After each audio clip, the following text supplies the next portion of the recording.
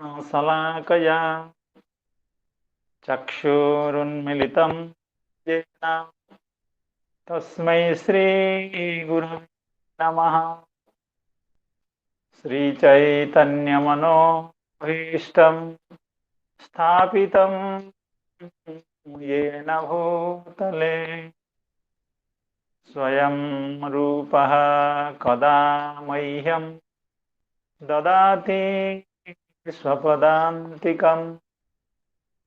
वन्देऽहं श्रीगुरो श्रीयुतपदकमलं श्रीगुरो वैष्णवांश्च श्रीरूपं साग्रजातं सहगण रघुनाथान्वितं तं सजीवं साद्वैतं सावधूतं परिजनसहितं कृष्णचैतन्यदेवं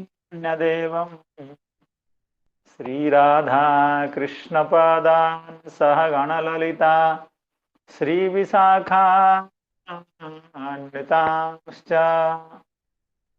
हे कृष्णा करुणा सिंधो दीनबंधो जगत्पते गोपेश गोपिका कांत राधा कांत नमोस्तुते।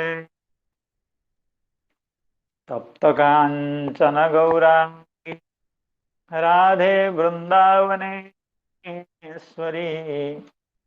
वृषभानुसुते देवी प्रणमामि हरिप्रिये। नमो महावदान्याय कृष्ण प्रेम प्रदायते कृष्णाय कृष्ण चैतन्य नाम्ने गौरत्युषे नमः। वाञ्छाकल्पतरुभ्यश्च कृपा सिन्धुभ्य एव च पतितानां पावनेभ्यो वैष्णवेभ्यो नमो नमः। श्रीकृष्ण चैतन्य प्रभो नित्यानंद श्री अद्वैत गदाधर श्रीवंशादि गौरभक्तवृंद। हरे कृष्णा कृष्णा हरे हरे हरे राम राम राम हरे हरे। नमः ओं विष्णुपादाय कृष्णप्रेष्ठाय भूतले श्रीमते भक्तिवेदांत स्वामिन्निति नामिने। नमस्ते सारस्वते देवे गौरवाणी प्रचारिणे निर्विशेष शून्यवादी पाश्चात्य देशतारिणे। यं प्रव्रजन्तमनुपेतमपेतकृत्यं द्वैपायनो विरह कातर आजुहाव पुत्रेति तन्मयतया तरवोऽभिनेदो स्तं सर्वभूतहृदयं मुनिमानतोऽस्मि। नारायणं नमस्कृत्य नरं चैव नरोत्तमं देवीं सरस्वतीं व्यासं ततो जयमुदीरयेत्। नष्टप्रायेषु भद्रेषु नित्यं भागवत सेवया भगवत्युत्तम श्लोके भक्तिर्भवति नैष्ठिकी। शृण्वन्ति गायन्ति गृह्णन्त्यभिक्ष्णसः स्मरन्ति नन्दन्ति तवेहितं जनाः त एव पश्यन्त्यचिरेण तावकं भवप्रवाहो परमं पदाम्बुजम्। भगवान की कृपा से आज के इस प्रातःकालीन सत्र में यंत्र के माध्यम से जुड़े हुए समस्त संत जनों, विद्वज्जनों, त्यागी जनों, श्रीमद् भागवत कथा रस पिपासु सुधी जनों के चरणों में मैं बारंबार प्रणाम निवेदन करता हूँ। जैसे कि हम पिछले कई दिनों से भगवान श्री व्यासदेव एवं देवर्षि नारद महर्षि के संवाद का श्रवण कर रहे हैं। व्यासदेव के प्रार्थना पर श्री नारद महर्षि व्यासदेव के हृदय में विद्यमान जो असंतोष है उसको दूर करने का जो अभिनव उपाय है, जो अपूर्व उपाय है, जो शाश्वत उपाय है, जो दिव्य उपाय है, उसका बोध करा रहे हैं। कई तरह से, कई प्रकार से श्री नारद महर्षि उसका उपादन करते हैं। यह जो अध्याय हम पढ़ रहे हैं अभी, पंचम अध्याय, इसमें भागवत धर्म अत्यंत विस्तृत रूप से वर्णित किया गया है, अत्यंत सूक्ष्मता से। एवं उसका भागवत धर्म का, सात्वत धर्म का जो सिद्धांत है वो इसी अध्याय में निरूपित है। वर्णाश्रम धर्म का वर्णन तो बहुत शास्त्रों में है, मन्वादि स्मृति में है, और श्री व्यासदेव भगवान ने महाभारत आदि ग्रंथों में भी वर्णाश्रम धर्म, धर्मार्थ काम मोक्षों का निरूपण किया। लेकिन जो भागवत धर्म है, जो परमहंस धर्म है, तो उसका निरूपण श्रीमद् भागवत में विस्तृत रूप से किया गया है। और उसकी भूमिका के रूप में, उसका सामान्य दिग्दर्शन के रूप में यह पंचम अध्याय विद्यमान है।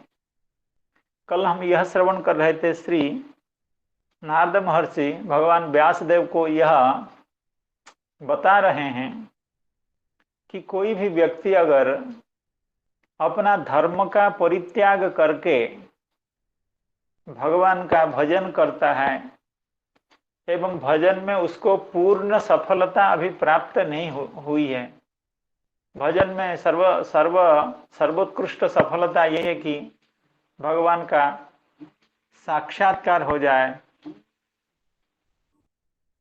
भगवान का साक्षात्कार हो जाए। तो अगर ऐसा नहीं हुआ,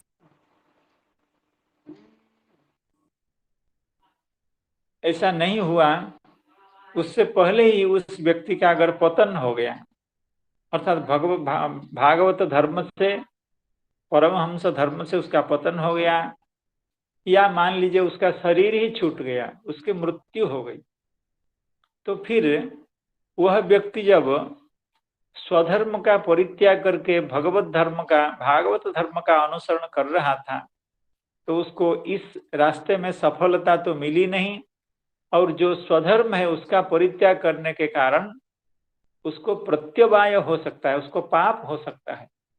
ऐसा जो संदेह था उसको निराकरण करते हुए श्री नारद महर्षि कह रहे हैं कि भागवत धर्म का परिपालन करने वाले व्यक्ति का चाहे कितना भी पतन हो जाए, चाहे उसका शरीर क्यों न छूट जाए, उसको स्वधर्म परिपालन न करने के कारण कोई भी प्रत्यवाय, कोई भी पाप नहीं लग सकता है, क्योंकि उन्होंने भक्ति का अनुष्ठान किया है।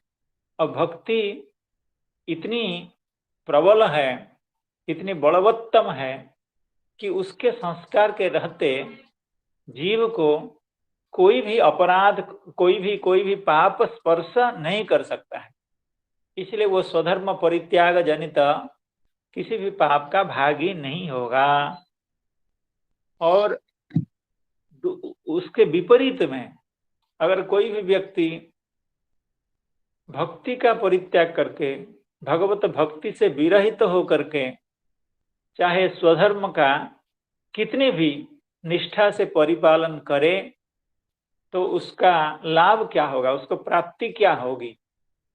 क्योंकि स्वधर्म का फल है इहलोक में भोग, और याग यज्ञादि का फल है परलोक में भोग। यही तो उसको मिलेंगे। उसको छोड़ करके और पारमार्थिक कोई वस्तु तो उसको मिलने वाली नहीं है। उसको संसार का भोग मिलेगा या पारलौकिक भोग मिलेगा, लेकिन उसको मनुष्य जीवन का जो सर्वश्रेष्ठ प्राप्तव्य है, लक्ष्य है भगवत प्राप्ति, उससे वह वंचित रह जाएगा। वह चाहे वर्णाश्रम धर्म को कितनी भी निष्ठा से परिपालन क्यों न करता हो, अगर भक्ति का अनुष्ठान नहीं करता है तो उस जीव का कल्याण नहीं हो सकता है। त्यक्त्वा स्वधर्मं चरणाम्बुजं हरेर भजन अपक्वोथ पतेत् ततो यदि यत्र क्व वा भद्रम अभूद अमुष्य किम को वार्थाप्तो भजताम स्वधर्मतः। अर्थात भजद भी कोबा अर्थ आप्त स्वधर्म अभजद भी, अर्थात जो भजन नहीं करते हैं उनके द्वारा कौन सा अर्थ, कौन सा पारमार्थिक वस्तु, कौन सी अच्छी वस्तु, कौन सा मनुष्य का अभिलषणीय वस्तु प्राप्त होता है स्वधर्मतः, अर्थात स्वधर्म के द्वारा उसको केवल भोग ही प्राप्त होता है। लेकिन जीव का जो चरम लक्ष्य है, चरम प्राप्तव्य वस्तु है, उस वस्तु की उसकी प्राप्ति नहीं होती है। इस श्लोक का अर्थ हम लोग कल श्रवण किए थे, आज भी सामान्यतया जो कुछ बताया गया, अब इसको श्रीधर स्वामी पाद की व्याख्या के आधार पर एक बार अध्ययन करेंगे। एवं तावत काम्य कर्माधे अनर्थ हेतुत्वात् तंग विहाय हरेर लीलैव वर्णनीया इति उक्तम। अर्थात इससे पहले कहा गया है कि काम्य कर्म का परित्याग करके, काम्य कर्म का कल भी बताए थे, इस पर काम्य कर्म का अर्थ ये हुआ भोग की इच्छा से या सांसारिक किसी वस्तु की प्राप्ति की इच्छा से जो कर्म अनुष्ठित होता है वो काम्य कर्म है। जैसे स्वर्ग की प्राप्ति के लिए याग यज्ञ आदि का अनुष्ठान होता है, पुत्र की प्राप्ति के लिए, राज्य की प्राप्ति के लिए, या प्रतिष्ठा की प्राप्ति के लिए, गोधन की प्राप्ति के लिए विभिन्न यज्ञों का विधान किया गया है। तो ये सब काम्य कर्म है। काम्य कर्म तो अनर्थ का कारण है, इसलिए काम्य कर्म का परित्याग करके भगवान की लीला का निरूपण करना चाहिए, यानी भक्ति करनी चाहिए। यद्यपि इस प्रसंग में बार बार श्री नारद महर्षि यही कह रहे हैं कि आपको भगवान की लीला को विस्तृत रूप से वर्णन करना चाहिए, लेकिन उसका अभिप्राय यही है कि भगवत भक्ति करनी चाहिए। और व्यासदेव के लिए इसलिए कहा जा रहा है कि आपको लीला का वर्णन करना चाहिए, क्योंकि श्री व्यासदेव भगवान विभिन्न ग्रंथ प्रणयन में अत्यंत निपुण हैं, भगवान के अवतार हैं, उनको इसलिए वो अवतीर्ण हुए हैं। और दूसरी बात है कि वे अगर भगवान के लीलाओं का वर्णन करके जगत के लिए, मनुष्य जाति के लिए उसको छोड़ जाएंगे, तो हम लोग उसका अध्ययन करके जैसे अभी अपना कल्याण को प्राप्त कर रहे हैं वैसे प्राप्त करते रहेंगे। इसी अभिप्राय से श्री नारद महर्षि व्यासदेव भगवान को बार बार भगवान की लीलाओं का वर्णन करने का विधान कर रहे हैं। लेकिन इसका मूल अभिप्राय यही है, इसका मूल अभिप्राय यही है कि भक्ति करनी चाहिए। तो अभी कह रहे हैं काम्य कर्मादेह अनर्थ हेतुत्वा तम विहाय हरे लीलैव वर्णनीया इति उक्तम। अर्थात काम्य कर्म का परित्याग करके भगवान की लीला का निरूपण करना चाहिए, ये पहले कहा गया है। इदानीं तु त्यक्त्वा स्वधर्मम, इस श्लोक में क्या कहा जा रहा है? नित्य नैमित्तिक स्वधर्म निष्ठामपि अनादृत्य, अर्थात चाहे नित्य कर्म हो या नैमित्तिक कर्म हो, उसका भी परित्याग करना चाहिए भगवान की भक्ति के लिए। नित्य नैमित्तिक कर्म क्या है?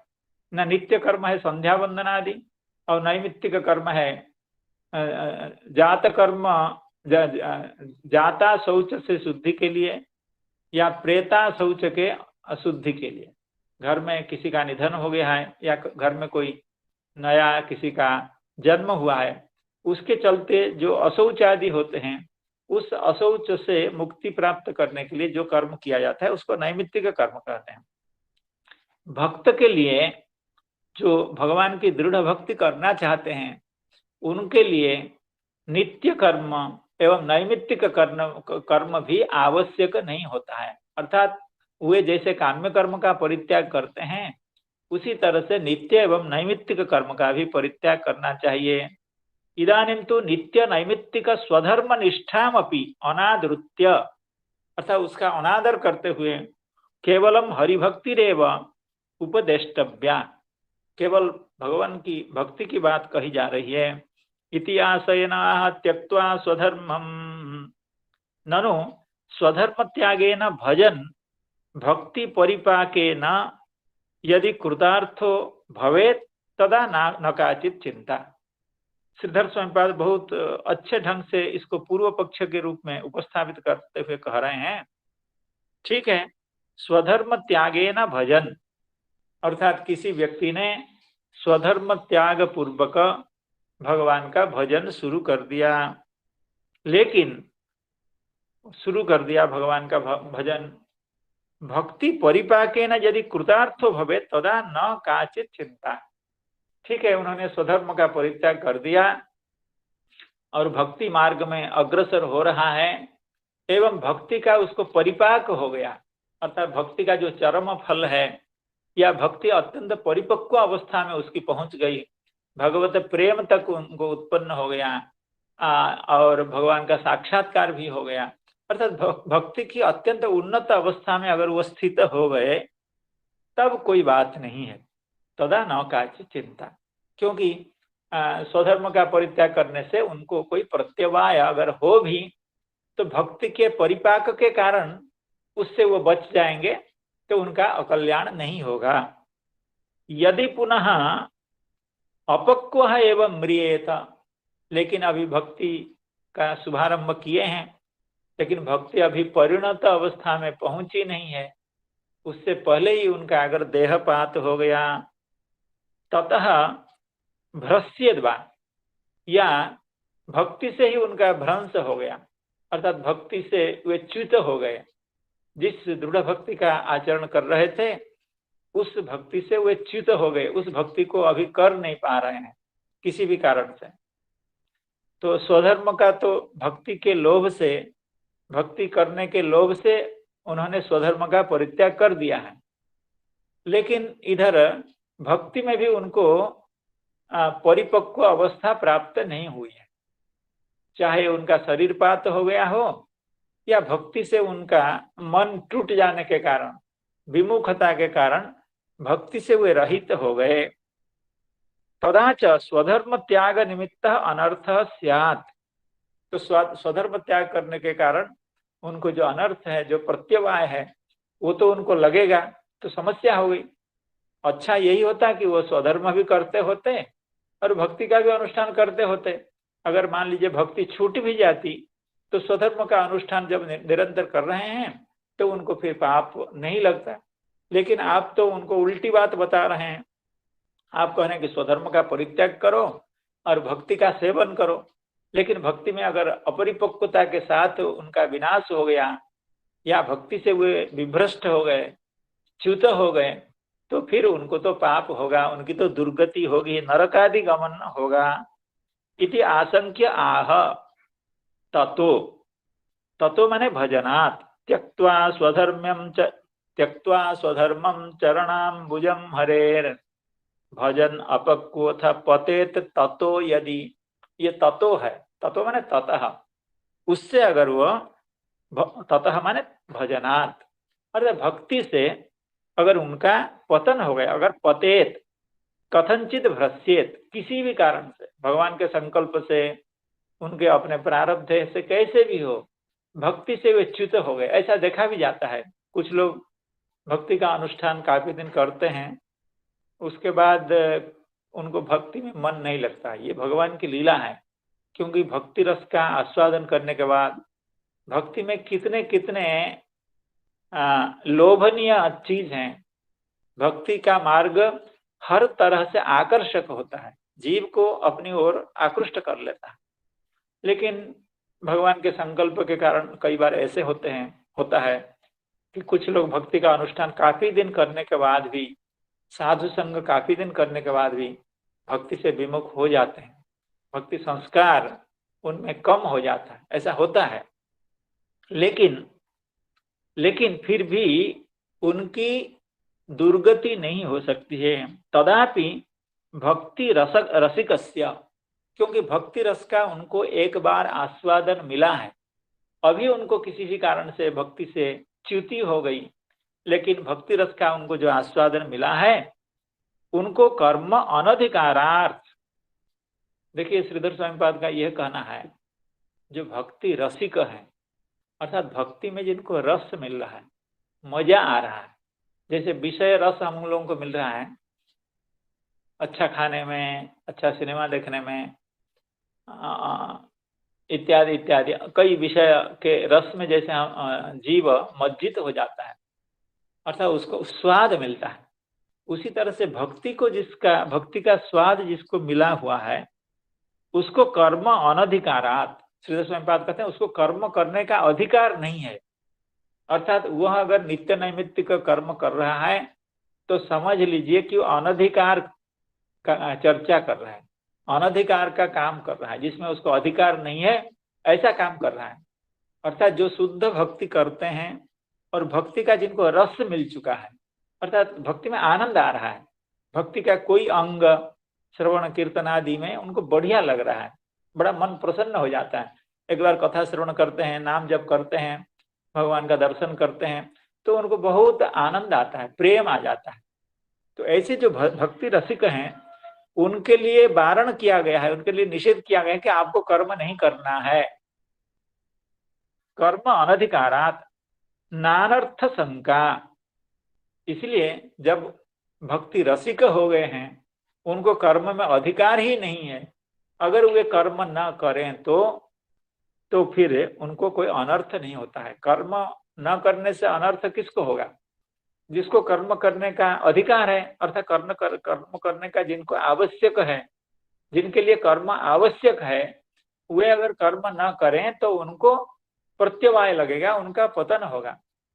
लेकिन भक्ति रसिक को कर्म में अधिकार ही नहीं है, अगर वो कर्म न करे तो बढ़िया है, क्या है उसमें, कोई समस्या नहीं है। आगे श्री चक्रवर्ती बात कह रहे हैं, अंगीकृत्यापि आह। ठीक है, आप कह रहे हैं वो स्वधर्म का परित्याग किया है, नित्य नैमित्तिक कर्म का परित्याग किया है, उसका पतन होना चाहिए, प्रत्यवाय होना चाहिए। तो तुष्य तो दुर्जन न्याय, दुर्जन कोई बात बता रहा है, वो हम लोग को अच्छा नहीं भी लगा है तो कभी कभी मान लेते हैं, चलो ठीक है भाई तुम्हारी बात मान लेते हैं, ठीक है आपकी बात हम मान लेते हैं कि वो नित्य नैमित्तिक कर्म न करने के कारण उसको प्रत्यवाय होने लगा, प्रत्यवाय हो रहा है, पाप उसको हो रहा है। अगर ऐसा मान भी लें तो भी यत्र क्वबा भद्रम अभूत अमुष्य किम, अमुष्य अर्थात ऐसे भक्ति रसिक का जहां भी वो जाए, अर्थात भक्ति से पतन होने के कारण वो अगर किसी नीचे योनि में भी चला जाता है तो उसका किम अभद्रम अभूत, उसका क्या बिगड़ जाएगा, क्योंकि भक्ति रसिक है, भक्ति का दृढ़ संस्कार उसके हृदय में है, तो उस संस्कार के कारण वह जिस प्रत्यवाय की बात आप कर रहे हैं उस प्रत्यवाय से वो जरूर बच जाएगा। अर्थात वो चाहे उसका पतन भले हो किसी नीचे योनि में, किसी नीचे कुल में उसका जन्म हो, या पशु पक्षी आदि के रूप में अगर उसका जन्म भी हो तो भी उसका कुछ बिगड़ता नहीं है। हम लोगों ने देखा है पंचम स्कंध श्रीमद् भागवत में भरत महाराज जी का मृगे के प्रति आसक्ति के कारण उनको मृग जन्म में, मृग योनि में जाना पड़ा, मृग बन गए, लेकिन क्या बिगड़ा उसमें? तो वो मृग योनि में भी तो भगवत भक्ति करते रहे, अर्थात भगवान का निरंतर चिंतन बना रहा, इसलिए मृग योनि में जाने के बाद भी उनको कोई भी हानि नहीं, फिर वे ब्राह्मण कुल में जन्म होकर के अपने को अपनी भक्ति को प्राप्त करके अपना कल्याण कर लिए। लेकिन मृग योनि में न जाकर के कोई बहुत बड़ा प्राइम मिनिस्टर बन गया हो, राष्ट्रपति बन गया हो, राजा महाराजा बन गया हो, और उसको भक्ति का संस्कार अगर ना हो तो उसको क्या फायदा होता है? वो थोड़े दिन के लिए, 5 वर्ष के लिए या 10 वर्ष के लिए वो राजा ही तो बनता है, उसके बाद तो सभी की जैसे दुर्गति होती है उसकी भी वैसे ही दुर्गति होती है। इसलिए किसी योनि में चला जाता है, पशु पक्षी के योनि में, नीचे योनि में चला जाता है, ये कोई समस्या नहीं है। समस्या यह है विपद विस्मरणम विष्णु संपन्नारायण स्मृति, अगर उसको भगवत स्मृति अव्याहत है, अखंडित भगवत स्मृति अगर है, चाहे वो जैसे भी हो, कहीं भी हो, जहां भी हो, उसकी दुर्गति नहीं होती है। संपद नारायण स्मृति विपद विस्मरणम विष्णो संपन्नारायण स्मृति। और राजा महाराजा बन गया, बहुत बड़ा पंडित बन गया, लेकिन उसको भगवत स्मृति नहीं हो रही है, अपने कृतज्ञता का बोध नहीं हो रहा है। भगवत स्मृति का मूल कारण क्या है? कृतज्ञता का बोध कम से कम हो। अर्थात हमको मनुष्य शरीर मिला है, प्रकृति हमारी इतनी सेवा कर रही है, कितना सुंदर आलोक प्राप्त है, कितनी बढ़िया वायु प्राप्त है, कितना स्वच्छ जल गंगा जी का प्राप्त है, कितनी बढ़िया धरती प्राप्त है जहां हमारे इतना बढ़िया मकान बना करके रह रहे हैं। तो इसी कृतज्ञता को ज्ञापन करना ही भक्ति है। अर्थात भगवान के प्रति कृतज्ञ रहना कि हे प्रभु, आपकी कृपा के कारण ही हमको यह सुख सुविधाएं, ये सांसारिक सुख प्राप्त हुआ है। इतना ही तो है कृतज्ञता ज्ञापन करना। तो ऐसा व्यक्ति जो राजा महाराजा बन गया, लेकिन उसके हृदय में भगवान के प्रति कृतज्ञता नहीं है, और अकृतज्ञता सबसे बड़ा दोष होता है। अर्थात जीव को अत्यंत दुर्गति की ओर ले जाता है जब हम अकृतज्ञ होते हैं किसी के प्रति। किसी ने हमारा उपकार किया हो, उसको हम अस्वीकार करें और मन से उसकी प्रति कृतज्ञता अगर ना हो तो हमारी दुर्गति हो जाती है। और जो लोग भक्ति नहीं करते हैं वे बहुत बड़े अकृतज्ञ होते हैं, बड़े धृष्ट होते हैं। क्यों? इतनी सुख सुविधा प्राप्त करने के बाद भी भगवान के प्रति उनको कोई धन्यवाद ज्ञापन करने का भी मौका नहीं मिलता है, भगवान के प्रति कृतज्ञता नहीं है। तो इसलिए किसी भी योनि में चला जाना, मृग हो जाना, पशु पक्षी हो जाना, नीच कुल में उत्पन्न हो जाना, ये कोई समस्या नहीं है। समस्या है कि वहां जाकर के हम भगवान को विस्मृत हो जाए। तो लेकिन जिसका भक्ति संस्कार दृढ़ रहता है, भक्ति रसिक जो होता है, उसकी यह समस्या नहीं होती है। वो कहीं भी जाता है तो भगवत स्मृति उसको निरंतर बनी रहती है। इसलिए कहते हैं यत्र क्ववा भद्रम अभूत अमुष्य किम। यत्र क्ववा, वो कहीं भी चला जाए, उसकी उत्पत्ति, उसका जन्म कहीं भी किसी भी योनि में हो, तो अस्य अभद्रम किम अभूत, उसका क्या अकल्याण हुआ? कुछ भी अकल्याण नहीं हुआ।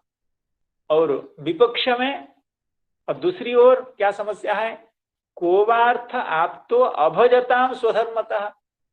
जो लोग स्वधर्म का निष्ठापूर्वक पालन कर रहे हैं लेकिन अभजताम, भगवत भक्ति से विमुख हैं, भगवत भक्ति नहीं करते हैं, तो उनको स्वधर्म से क्या मिला? विषय भोग ही मिला। अब भोग अनित्य है, वो आज है कल नष्ट हो जाएगा। देखिए देवताओं का भोग भी नष्ट हो जाता है, हम लोगों का भोग तो कितना दिन का है। बाल्यावस्था में तो पता ही नहीं चलता है कि क्या भोग करें, वृद्धावस्था में तो 10-20 साल तक ऐसे ही उपेक्षित रहते हैं संसार में। और जो 5-10 साल भोग करने को मिलता है संसार का सुख, उसमें लोगों के साथ ईर्ष्या, असूया, द्वेष, कली, झगड़ा, यही सब करते करते जीवन व्यतीत हो जाता है। तो कौन सा भोग मनुष्य जन्म में भी मिलता है? इसलिए भोग मिलेगा इस आशा में रह करके मनुष्य जन्म को बर्बाद नहीं करना चाहिए। भोग तो आ जाएगा अपने आप, अगले श्लोक में हम लोग श्रवण करेंगे, भोग अपने आप आ जाएगा। उसके लिए हाथ पैर ज्यादा पटकने की जरूरत नहीं है, उसके लिए प्रयास करने की जरूरत नहीं। सांसारिक भोग अपने आप आ जाएगा। जो चीज अपने आप नहीं आती है वो है भगवत भक्ति। भगवत भक्ति स्वतः नहीं होती है, उसके लिए परिश्रम करना पड़ता है, उसके लिए मेहनत करनी पड़ती है, भगवान से प्रार्थना करनी पड़ती है, भगवान के भक्तजनों का संग करना पड़ता है, उनसे भी प्रार्थना करनी पड़ती है, तब भक्ति का संस्कार जीव के हृदय में आता है। अब भोग तो अपने आप आ जाता है। को बार्थ आप तो भजताम स्वधर्मतः।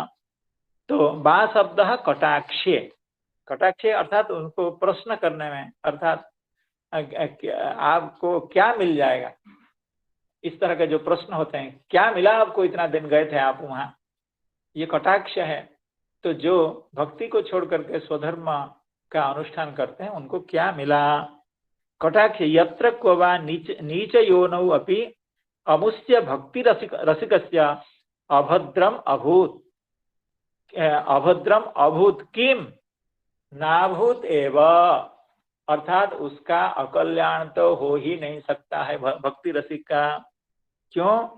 भक्ति वासना सद्भावादिति भाव, भक्ति महारानी संस्कार के रूप में सही उसके अंतःकरण में विद्यमान होकर के उसको समस्त अकल्याण से बचा लेंगे।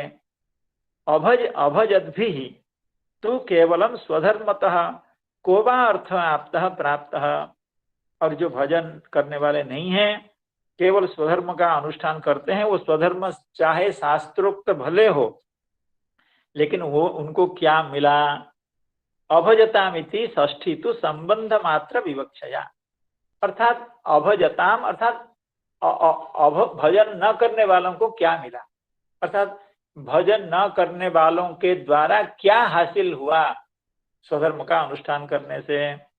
त्यक्त्वा स्वधर्मं चरणाम्बुजं हरेः भजन अपक्वोऽथ पतेत् ततो यदि यत्र क्व वा भद्रम अभूदमुष्य किम को वार्थ आप्तो भजताम स्वधर्मतः। श्री चक्रवर्ती पाद इसका और सुंदर व्याख्यान कर रहे हैं। ननु, बहुत बढ़िया व्याख्यान कर रहे हैं। ननु न बुद्धि भेदम जनयेत अज्ञानाम कर्म संगिनाम जोषयेत सर्वकर्माणि विद्वान युक्तः समाचरन् इति। श्री गीतोपनिषद वाक्येन कर्म त्याजनम निषिद्धम सत्यम तज ज्ञानोपदेष्टृ विषयम एव ज्ञानस्य अंतःकरण शुद्ध्यधीनत्वात् तत्शुद्धेस्तु निष्काम कर्माधीनत्वात्। श्री चक्रवर्ती पाद का कहना है कि आप यह जो उपदेश दे रहे हैं कि उसको कर्म छुड़वा करके भक्ति में लगाना चाहिए, अर्थात हे व्यासदेव भगवान, आपने कर्म की और वर्णाश्रम धर्म की, धर्म अर्थ का मोक्ष की काफी बातें आपने की है, लेकिन अब आप वो सब छोड़ करके केवल भगवान का गुण कीर्तन कीजिए, और वही जीव का कल्याण के लिए काफी है, और वही पर्याप्त है, और वही उचित भी है। तो इसलिए क्योंकि इससे पहले कहा गया था ना, नमन्यते तस्य निवारणम जनः, अर्थात कर्म का निवारण भी श्री व्यासदेव भगवान ने किया है। कर्म को छोड़ करके भक्ति का अनुष्ठान करना चाहिए, ये जो कहा गया है, अर्थात श्री व्यासदेव ने ही कहा है, कर्म मोक्षाय कर्माणि सर्वधर्मान् परित्यज्य इत्यादि वचनों के द्वारा कहा गया है। अर्थात कहने का मतलब है कर्म को छुड़वा करके, अर्थात लोगों से कर्म को छुड़वा करके उनको भक्ति में लगाया जाता है। अब चक्रवर्ती पाद कह रहे हैं कि श्रीमद् भगवद गीता में भगवान का ही वचन है, न बुद्धि भेदम जनयेत अज्ञानम अज्ञानाम कर्म संगिनाम, अर्थात जो कर्म संज्ञी होते हैं, अर्थात कहने का मतलब है जो कर्म में आसक्त हैं, जिनको कर्म में निष्ठा है, कर्म में मजा आता है और कर्म करने में ही अपना जीवन की सार्थकता मानते हैं, ऐसे जो व्यक्ति होते हैं उनका बुद्धि भेद उत्पन्न नहीं करना चाहिए। अर्थात ये कर्म अच्छा नहीं है, आप भक्ति करो या ज्ञान करो, कुछ भी करो, आप कर्म मत करो, क्योंकि कर्म तो इतना उत्तम साधन नहीं है। ज्ञान भक्ति कर्म योग जितने भी साधन हैं भगवत प्राप्ति का, परमार्थ की गति में, उसमें से कर्म अवर साधन है। इसलिए आप कर्म छोड़ो, कर्म छोड़ करके भगवान का भजन करो। कहता कि ऐसा नहीं करना चाहिए। श्रीमद् भगवत गीता में कहा गया, न बुद्धि भेदम जनयत अज्ञानाम कर्म संज्ञानाम, जो कर्म संगी है, यानी कर्म में जिनको आसक्ति है, तो उनको उनको ऐसी प्रेरणा नहीं देनी चाहिए कि आप कर्म छोड़ करके भक्ति करिए, बल्कि उनके लिए क्या कहना चाहिए, जोषयेत सर्वकर्माणि विद्वान युक्तः समाचरन्। जो बुद्धिमान व्यक्ति होता है, जो चतुर होता है, उसको यह चाहिए कि स्वयं कर्म का आचरण करते हुए उनको भी कर्म में लगाए। अर्थात वो कैसे कर्म को करते करते निष्काम कर्म कर पाए, इस तरह से उनको कर्म में उनको ट्रेनिंग दी जानी चाहिए। कर्मासक्त व्यक्ति को कर्म से न छुड़ा करके उनको कर्म में और ट्रेनिंग देनी चाहिए। आप ऐसा कर्म करो, ऐसा कर्म करो, ऐसा कर्म करो, ये श्रीमद् भगवद गीता में कहा गया है।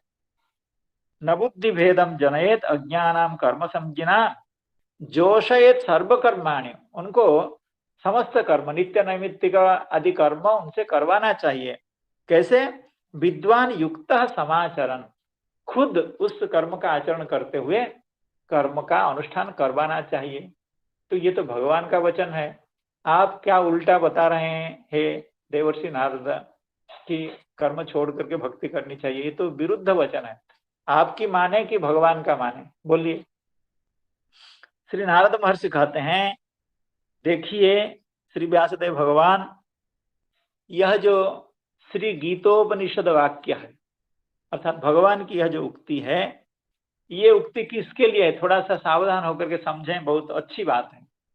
ये जो कहा गया है कि लोगों को कर्म से विमुख करके दूसरे मार्ग में नहीं लगाना चाहिए, बल्कि उनसे कर्म ही कराना चाहिए, ये किसके लिए कहा गया है? ये कहा गया है जो ज्ञानी लोग होते हैं, अर्थात कर्म त्याजनम निषिद्धम, कर्म को छोड़वाना मना किया गया है, अर्थात उनको कर्म करते देना चाहिए। तो ये जो निषिद्ध है, सत्यम तद ज्ञानोपदेष्टि विषयम एवं, अर्थात जो लोग ज्ञान का उपदेश करते हैं, जो लोग ज्ञानी हैं, दूसरे को ज्ञान मार्ग में परिचालित करना चाहते हैं, उनके लिए यह बात कही गई है। हे ज्ञानी महाराज, आपको यह अधिकार नहीं है कि किसी भी व्यक्ति को कर्म से हटा करके ज्ञान में परिचालित करें। आप ऐसा न करें, बल्कि आप ज्ञानी हैं, आप युक्त होकर के, अर्थात निरपेक्ष होकर के, अनासक्त होकर के आप कर्म करें। यद्यपि आप ज्ञानी हैं, फिर भी आप कर्म करें, क्योंकि दूसरों को कर्म की शिक्षा देने के लिए। तो यह जो कर्म न छुड़ाने की बात जो कही गई है भगवत गीता में, ये किसके लिए कही गई? ये ज्ञानी के लिए कही गई है। तद ज्ञानोपदेष्टि विषयम एवं, क्यों? ज्ञानस्य अंतःकरण शुद्ध्यधीनत्वात् तत्शुद्धस्तु निष्काम कर्माधीनत्वात्। क्योंकि ज्ञान ऐसा है कि ज्ञान का प्रकाश कब होता है? जब चित्त शुद्ध होता है, अंतःकरण जब शुद्ध होता है, तब ज्ञान का प्रकाश होता है। और अंतःकरण शुद्धि के लिए क्या चाहिए? ना निष्काम कर्म का अनुष्ठान करना चाहिए। अर्थात अगर कोई ज्ञान लाभ करना चाहे, पहले वो अपना चित्त को शुद्ध करे। चित्त शुद्ध के लिए उसको चाहिए, चित्त शुद्धि के लिए उसको चाहिए कि कर्म का निष्काम अनुष्ठान करे। निष्काम कर्म करते जाए, करते करते करते करते उसका चित्त शुद्ध हो जाए। तो इसीलिए ज्ञानी यह नहीं कह सकता है कि आप कर्म छोड़ करके हमारे ज्ञान में आ जाइए। क्यों नहीं कह सकता है? क्यों? ज्ञान के लिए कर्म आवश्यक है। कैसा कर्म? निष्काम कर्म। इसीलिए ज्ञानी को चाहिए कि वह साधक को कर्म से लेकर के निष्काम, सकाम कर्म से लेकर के निष्काम कर्म की ओर ले जाए, और निष्काम करते करते जब उसका चित्त शुद्ध हो जाए, तो फिर उनको ज्ञान का उपदेश करें, या उनके हृदय में जैसे ज्ञान का विकास हो उस तरह का आचरण करें। तो भक्तिस्तु स्वतः प्राबल्यात् अंतःकरण शुद्धि पर्यंत अनपेक्षकत्वात् न भक्ति उपदेष्टि विषयम, अर्थात यह जो कर्म त्याजन, अर्थात अभी जो कहा गया है त्यक्त्वा स्वधर्मम चरणाम्बुजम हरे, यहाँ कर्म त्याग की बात कही गई है। तो कर्म त्याग जो भक्ति के उपदेश करने वाले हैं, जो ये कहते हैं कि आप कर्म छोड़ करके भगवान की भक्ति करो, उनके लिए ये निषेध नहीं है। अर्थात वे ऐसा कर सकते हैं। जो भक्ति के उपदेश करने वाले हैं, वे लोगों को, साधकों को ज्ञान कर्म छुड़वा करके, अर्थात कर्म से उनको कर्म का त्याग करा करके उनको भक्ति में लगा सकते हैं, लगाना चाहिए। क्यों? भक्तेस्तु स्वतः प्राबल्यात्, भक्ति महारानी अपने आप अत्यंत बलवती होती है। प्राबल्यात अंतःकरण शुद्धि पर्यंत अनपेक्षकत्वात्, भगवत भक्ति अंतःकरण शुद्धि की अपेक्षा नहीं करती है। अर्थात आपका अंतःकरण शुद्ध होगा तभी आप भक्ति करेंगे, ऐसी कोई बात नहीं है। लेकिन ज्ञान के साथ यह बात है, ज्ञान के लिए आपको अंतःकरण शुद्धि की आवश्यकता है। इसीलिए जो लोग अभी कर्म कर रहे हैं, चाहे सकाम कर्म भी कर रहे हैं, उनकी अंतःकरण शुद्धि भले ना हो, लेकिन उनको कर्म छुड़वा करके, कर्म का त्याग करा करके उनको भक्ति में लगा देना चाहिए। क्योंकि भक्ति महारानी चित्त शुद्धि की अपेक्षा नहीं रखती है। अर्थात अशुद्ध चित्त में भी भक्ति का अनुष्ठान किया जा सकता है। तो स्वतः प्राबल्यात अंतःकरण शुद्धि पर्यंत अनपेक्षकत्वात्, तो इसीलिए न भक्त्युपदेष्टि विषयम, अर्थात यह जो कर्म त्याजन है, ये भक्ति का उपदेश करने वाले के लिए निषिद्ध नहीं है। कर्म त्याजन का जो निषेध किया गया है, ये भक्ति का उपदेश करने वाले के लिए नहीं है, ये जो ज्ञान के उपदेश करते हैं उनके लिए। आगे कह रहे हैं, यदुक्तम श्रीमद अजितेना स्वयं निश्रेयसं विद्वान् न भक्त्यज्ञाय कर्म ही नराति रोगिणोपथ्यम वांछतोपि भिषक्तमः। अर्थात जो भिषक्तम होता है, जो बहुत अच्छा वैद्य होता है, वो जब रोगी की चिकित्सा करता है तो रोगी के मन में बहुत सारे संकल्प होते हैं, इधर उधर की चीजें खाने की इच्छा होती है। तो वो उस वैद्य से कहता है कि महाराज हमको ये खाने दीजिए, ये खाने दीजिए, ये खाने दीजिए। तो वो अत्यंत निष्ठुरता के साथ उसको कहना पड़ता है कि आपको ये सब नहीं खाना है, क्योंकि नराति रोगिण अपथ्यम, रोगी के लिए अपथ्य नहीं देता है कौन? भिषक्तम। जो अच्छा वैद्य होता है वो रोगी को कभी भी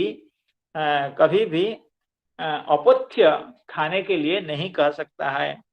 इसीलिए जो भक्त लोग निश्रेयस को जानते हैं, निश्रेयस का अर्थात परम पुरुषार्थ को जानते हैं। परम पुरुषार्थ क्या है? परम पुरुषार्थ है भगवत भक्ति, भगवान को प्राप्त करना ही यह परम पुरुषार्थ है। तो परम पुरुषार्थ को जानने वाला व्यक्ति को ये नहीं चाहिए कि वो कर्म का उपदेश करे। स्वयं निश्रेयसम विद्वान, जो निश्रेयस को जानता है, ऐसा जो विद्वान, नवक्त्यज्ञाय कर्म ही, अज्ञ व्यक्ति को वो कर्म का उपदेश नहीं करता है। जिस तरह से अपथ्य को समझने वाला सद्वैद्य कभी भी रोगी को अपथ्य भोजन करने का उपदेश नहीं देता है। नराति रोगिणोपथ्यम वांछतोपि भिषक्तमः इति, यही बात, अर्थात जो भक्ति के उपदेष्टा हैं वे लोगों को कर्म से विमुख करके भक्ति में लगा दें, यही उनके लिए उचित है। लेकिन जो ज्ञान के उपदेष्टा देष्टा हैं उनको यह उचित नहीं है किसी का कर्म छुड़वा करके उसको भक्ति में, उसको ज्ञान में लगा दे। वो तो उससे निष्काम कर्म करवाएं, यही उनके लिए उचित है। यही बात श्रीमद् भगवद गीता में आगे कही है, सर्वधर्मान परित्यज्य मामेकं शरणं व्रज अहं त्वां सर्वपापेभ्यो मोक्षयिष्यामि मा शुचः। तो श्रीमद् भगवत गीता का जो सर्वश्रेष्ठ उपदेश है कि भगवान की शरण में जाना चाहिए, तो ये भक्ति का उपदेश है। इसीलिए यहाँ कर्म त्याग की बात कही गई है। सर्वधर्मान परित्यज्य, समस्त धर्म का परित्याग करके, केवल त्याग नहीं, परित्याग करके, अर्थात हर तरह से, पूरी तरह से त्याग करके, धर्मान संत्यज्य यः सर्वान् मां भजेत स सत्तमः। और यह भी कहा गया है, आज्ञा एवं गुणान् दोषान् मया दिष्टानपि स्वकान् धर्मान संत्यज्य यः सर्वान् मां भजेत स सत्तमः। भगवान श्री नंदनंदन उद्धव जी महाराज जी को उपदेश कर रहे हैं। एकादश स्कंद में कहा गया है, आज्ञा एवं गुणान् दोषान् मया दिष्टानपि स्वकान्, मया दिष्टानपि, यद्यपि मेरे द्वारा दिष्ट है, दिष्ट का मतलब उक्त है, उपदिष्ट है, आदिष्ट है। कौन सा? ना कर्म, क्योंकि शास्त्रों में हमने कर्म करने के लिए कहा है। मयादिष्टानपि धर्मान, हाँ, उसको परित्याग करके जो जो माम भजेत, धर्मान संत्यज्य यह सर्वान मया दिष्टानपि सर्वान धर्मान संत्यज्य, संत्यज्य देखिए वहां परित्यज्य यहाँ संत्यज्य, इसमें ये जो परि है सम है, ये बहुत ही इसका अर्थ गूढ़ अर्थ है। अर्थात हर तरह से कर्म का परित्याग करके भगवान की भक्ति करनी चाहिए। धर्मान संत्यज्य यह सर्वान मांग भजेत स सप्तमः। देखिए संसार में सद व्यक्ति कौन है? सद व्यक्ति यही है कि जो अपना अपना शास्त्रोचित कर्म कर रहा है। और सत तर व्यक्ति कौन है? जो जो भक्ति के साथ कर्म कर रहा है। और सत्तम कौन है? जो सब कुछ छोड़ करके भगवान की भक्ति कर रहा है। धर्मान संत्यज्य यह सर्वान मांग भजेत स सप्तमः, वही सप्तम व्यक्ति, वो सर्वश्रेष्ठ व्यक्ति है जो समस्त कर्म का परित्याग करके भगवत भक्ति का अनुष्ठान कर रहा इत्यादि। भगवत वाक्यवलात् नित्य नैमित्तिक स्वधर्म निष्ठाया अपि त्याजनया एव केवलैव हरिभक्ति उपदेष्टव्या इत्याशयेन आह। अर्थात ये सब भगवान की जो उक्ति है, चाहे भगवत गीता की का वचन हो या उद्धव जी के लिए भगवान का जो एकादश स्कंध में कहा हुआ वचन हो, ये सबको देख करके यही समझ में आ रहा है कि नित्य नैमित्तिक स्वधर्म निष्ठाया भी त्याजनया एवं, अर्थात केवल काम्य कर्म का त्याग करने के लिए नहीं कहा जाता है, नित्य नैमित्तिक समस्त कर्म का, नित्य नैमित्तिक प्रायश्चित्त जितने भी वेद विहित कर्म हैं समस्त कर्म का परित्याग करके केवला एवं हरिभक्ति उपदेष्टव्या। हे व्यासदेव भगवान, आप ये करें, आप केवल सिर्फ भगवत भक्ति का विधान करें, बाकी जितने भी धर्म है, जितने भी कर्म है, सबका निषेध करते हुए आप अभी ऐसे ग्रंथ की रचना कीजिए, ऐसे शास्त्र का शुभारंभ कीजिए जिसमें समस्त वर्णाश्रमोचित कर्म का परित्याग करके भगवान की शुद्ध भक्ति की बात कही जाए। इति आशयेन आह त्यक्त्वा स्वधर्मं चरणाम्बुजं हरेर भजन अपक्वो थपते ततो यदि यत्र क्व वा भद्रम अभूदमुस्य किम को वार्थ आप्तो भजताम स्वधर्मतः। ये श्री चक्रवर्ती पाद की भूमिका थी, अर्थात इस श्लोक का जो उपक्रम था वो यहाँ तक था। अब श्री चक्रवर्ती पाद इस श्लोक की व्याख्या कर रहे हैं। त्यक्त्वा स्वधर्मं त्वा प्रत्येन भजनानंतर दशायामपि कर्मानुवृत्तिर्निषिद्धा। अर्थात त्यक्त्वा स्वधर्मम, त्यक्त्वा में जो त्वा प्रत्यय है, त्वा प्रत्यय का मतलब है कि जैसे रामः भुक्त्वा व्रजति, राम खा करके स्कूल जा रहा है, तो इसका मतलब ये हुआ कि जब वो स्कूल जा रहा है उस समय भोजन करने का कोई भी प्रसंग नहीं है, ऐसे अर्थ में ही त्वा प्रत्यय होता है। रामः भुक्त्वा विद्यालयम व्रजति, तो जब व्रजन की बात होती है, जब जाने की बात होती है, जब जा रहा होता है राम, उस समय भोजन का कोई भी प्रसंग इसलिए नहीं है कि नहीं होता है क्योंकि त्वा प्रत्यय के द्वारा वो बोध हो रहा है। उसी तरह से त्यक्त्वा स्वधर्मं चरणाम्बुजं हरेर भजन, अर्थात हरि के चरणाम्बुज भगवान के चरण कमल का वो भजन करता है। कब करता है? त्यक्त्वा स्वधर्मम, स्वधर्म का परित्याग करके। इसका मतलब है इस त्वा प्रत्यय के द्वारा यह पता चलता है कि वह जब भजन करता हो उस समय उसका स्वधर्म का कोई भी गंध जैसे ना हो, अर्थात स्वधर्म का कोई भी प्रसंग तब ना हो, अर्थात स्वधर्म को पूरी तरह से उसको बांध बूंद करके गंगा जी में फेंक दिया हो। तो यही त्वा प्रत्यय का अर्थ है। त्यक्त्वा प्रत्येन भजनानन्तरदशायामपि कर्मानुवृत्तिर्निषिद्धा। अर्थात स्वधर्मं त्यक्त्वा यो भजन स्यात् अमुष्य अभद्रम तावत न भवेदेव। अर्थात इस पद्य का त्यक्त्वा स्वधर्मम इति ये पूरे श्लोक का ये निचोड़ यह है, सार यह है। श्री चक्रवर्तीपाद उसको एक छोटी सी पंक्ति में बता रहे हैं। क्या बता रहे हैं? बता रहे हैं स्वधर्मम त्यक्त्वा यह भजन स्यात्, अर्थात वर्णाश्रमोचित जितने भी स्वधर्म हैं समस्त धर्मों का परित्याग करके जो भजन करने वाला होता है, भजन स्यात् अर्थात भगवान का भजन करता हो, अमुष्य अभद्रम तावत न भवे देव, उसका कोई भी कल्याण कभी भी नहीं हो सकता है, ना यहाँ हो सकता है, ना परलोक में हो सकता है, ना कहीं भी जाए उसका अकल्याण का कोई प्रश्न ही नहीं है। स्वधर्मम त्यक्त्वा यो भजन स्यात् अमुष्य अभद्रम तावत न भवे देव। चक्रवर्ती बात कह रहे हैं, देवर्षि भूताप्त नृणाम पितॄणाम न किंकरो नायम ऋणीचराजन् सर्वात्मना यः शरणं शरण्यं गतो मुकुंदम परिहृत्य कर्तम। देवर्षि भूताप्त नृणाम पितॄणाम इत्यादि है, यदि हाँ इत्यादि है, क्योंकि उसका अकल्याण इसलिए नहीं होगा, यह भी कहा गया है श्रीमद् भागवत में, ये नवयोगींद्र संवाद में शायद कहा गया है उसी प्रसंग में, कि वह व्यक्ति किसी का भी संसार में ऋणी नहीं होता है। हम लोग जानते हैं संसार में जो जन्म लेता है वह 5 ऋणों से ग्रस्त होता है। तो 5 ऋणों से मुक्ति प्राप्त करने के लिए वह क्या करता है? पंच महायज्ञ करता है। ये सब हम श्रवण किए हुए हैं। तो इसलिए जो व्यक्ति जन्म मात्रेण मनुष्य जब 5 ऋणों से ग्रस्त होता है तो पंच ऋण से उसको मुक्ति के लिए उसको पंच महायज्ञ करना पड़ता है।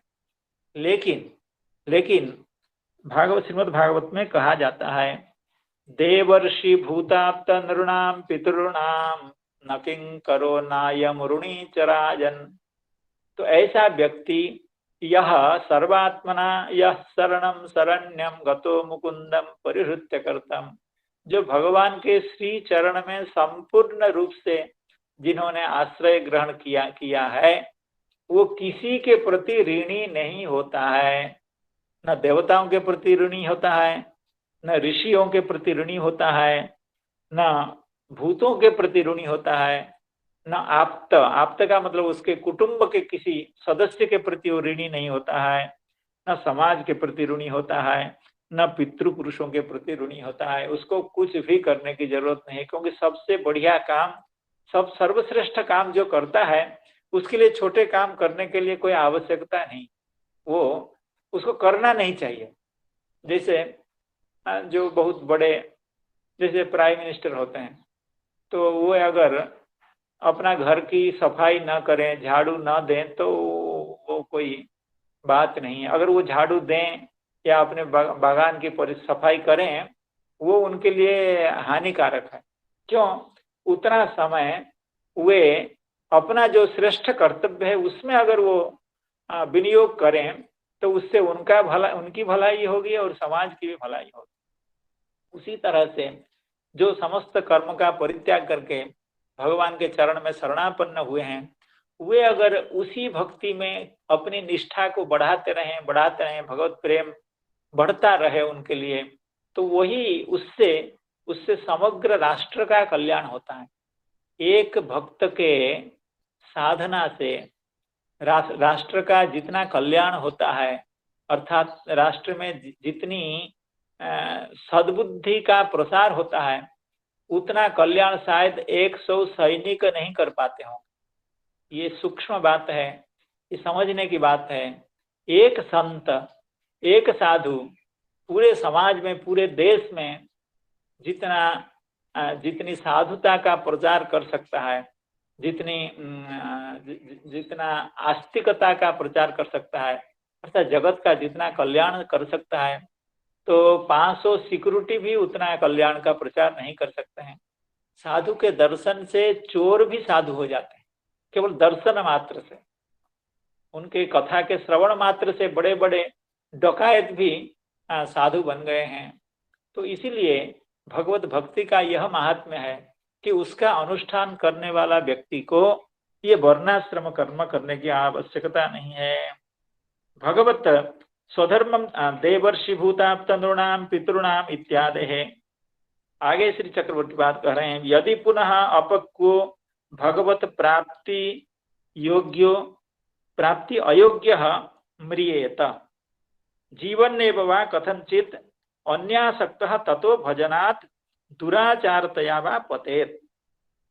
उसी बात को कह रहे हैं जैसे श्रीधर स्वामी पाद ने जिस बात को कहा था कि उसकी अगर मृत्यु हो जाए भक्ति की परिपक्वता से पहले, या वह व्यक्ति भक्ति से ही पतित हो जाए संसार के प्रति आसक्ति के कारण, कथंचित आसक्त ततो भजनात् दुराचारतया वा पतेत तदपि कर्म त्याग निमित्तम अभद्रम न भवेदेव।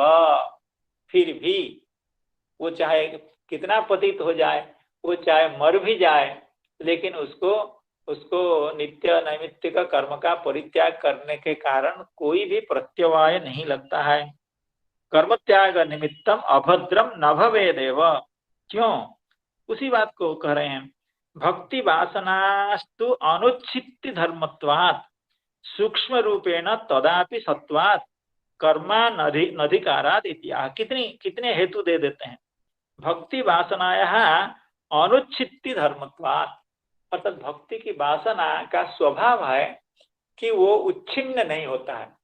अन्य वासना, विषय वासना भी उच्छिन्न हो जाएगा, लेकिन भक्ति की जो वासना है वो कभी उच्छिन्न नहीं होता है। अनुच्छित्ति धर्मकत्वात्, भक्ति वासना का स्वभाव है कि उसमें उच्छित्ति नहीं आती है, उच्छेद नहीं होता है भक्ति वासना का। अनुच्छित्ति धर्मत्वात् सूक्ष्म रूपेण तदापि सत्वात्, जब वह पतित हो गया है या जब वो मृत भी हो गया है, मृत तो उसका शरीर हुआ है, लेकिन उसके जो आत्मा है, शाश्वत आत्मा है, जो भगवान का अंश स्वरूप है, उसमें भक्ति का संस्कार विद्यमान होता है। इसलिए उसको कर्म करने की आवश्यकता नहीं होती है। यत्र क्वा जन्मनि किंग अभद्रम अभूत नाभूत एव, अर्थात उसको किसी भी जन्म में कोई भी अकल्याण कभी भी नहीं होता है। बा शब्द से कटाक्षार्थकत्वात्, जैसे अब यहाँ की व्याख्या एकदम श्री श्रीधर स्वामी पाद की व्याख्या से एकदम मिलती है। तुष्य तो दुर्जन इति न्यायेनैव पाताभ्युपगमे न तो वस्तुतः पात तद्धेतुकम नीच योनिंच, अर्थात उसका पात कभी भी नहीं होता है। कहा गया है नैहंगोपक्रमे ध्वंसो मद्धर्मस्योद्धवान्वपि, ये भी भगवान का उपदेश है। मेरे धर्म का यानी भक्ति का अणुमात्र विनाश नहीं होता है। इसी को श्री कबीरदास जी महाराज जी ने कहा है, भक्ति बीज पलटे नहीं जो जुग जाए अनंत, ऊंच नीच घर अवतरई हो ये संत को संत।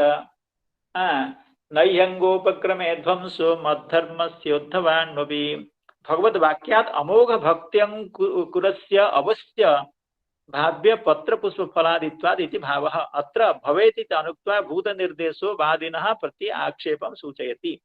अर्थात कहने का अभिप्राय है, भक्ति अंकुर जैसे दूसरे अंकुर पौधे होने से पहले कभी अंकुर का अगर अनुकूल परिस्थिति नहीं होती, अंकुर सूख जाता है, मर जाता है, लेकिन भक्ति का जो अंकुर है वह कभी भी सूखता नहीं है। चाहे आप कितना दिन तक उसको जल न दें, हवा बतास और या सूर्यालोक प्राप्त न करने के बाद भी वो भक्ति का अंकुर हमेशा बना रहता है। इसलिए भक्त का कभी भी अकल्याण नहीं होता है, चाहे वो कितना वर्णाश्रम धर्म का परित्याग भले न करते। त्यक्त्वा स्वधर्मं चरणाम्बुजं हरेर भजन अपक्वो थपते ततो यदि, यत्र क्वा भद्रम अभूदमुस्य किम को वार्थ आप्तो भजतां स्वधर्मतः। हरे कृष्णा कृष्णा कृष्णा हरे हरे, हरे राम राम राम हरे हरे। सभी के चरणों में बारंबार प्रणाम निवेदन करता हूँ, अपनी कृतज्ञता निवेदन करता हूँ। हरे कृष्ण, जय श्री राधे।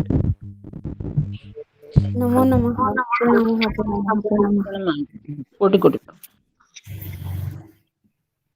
श्रीपाद नरोत्तम प्रभु जी की जय हो। प्रणाम, पुनः पुनः प्रणाम। श्री राधे राधे। कृपा सिंधु भये वर्ष पतितानां पावन